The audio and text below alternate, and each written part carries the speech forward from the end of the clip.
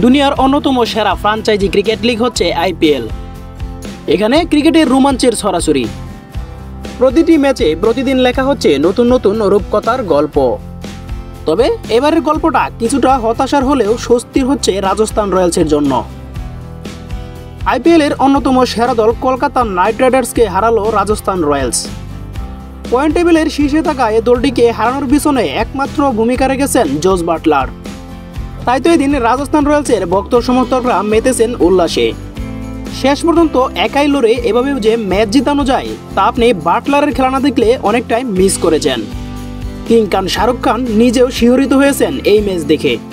দুর্দান্ত ছন্দে থাকা কলকাতা নাইট রাইডার্সকে এভাবে টেনে মাটিতে নামাবেন তা কখনো কল্পনাও করেননি কিং খান শাহরুখ। আর এখানে মুখ্য ভূমিকা রেখেছেন জস বাটলার। ক্রিকেটের রোমাঞ্চ ছড়িয়ে জস বাটলার একাই রাজস্থান রয়্যালসকে জয় এনে দিয়েছেন। প্রতিপক্ষের বোলিং লাইন আপ ভেঙে তছনছ করে দিয়েছেন জস বাটলার। বাটলারের এই বিধ্বংসী ইনিংস দেখে গ্যালারিতে থাকা দর্শকরাও রীতিমতো অবাক হয়েছেন। সবার মনে যেন একটাই প্রশ্ন, এভাবেও কি ম্যাচ বের করা যায়? বাটলারের এমন খেলায় দর্শকরাও আনন্দিত এবং উল্লাসিত।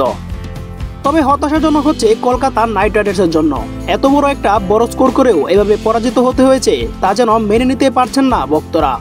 তবে রুবমান পাওয়েলের আউটের পর যেভাবে একাই হাল ধরলেন জস বাটলার তা দেখে রীতিমতো শিহরিত হয়েছে আন্দ্রে রাসেল সহ অনেকেই। কলকাতা শিবিরে যেন দুর্যোগের ঘনঘটা বয়ে দিয়েছিলেন সেদিন। বাটলারের খেলা কেমন লেগেছে কমেন্টে জানিয়ে দিন।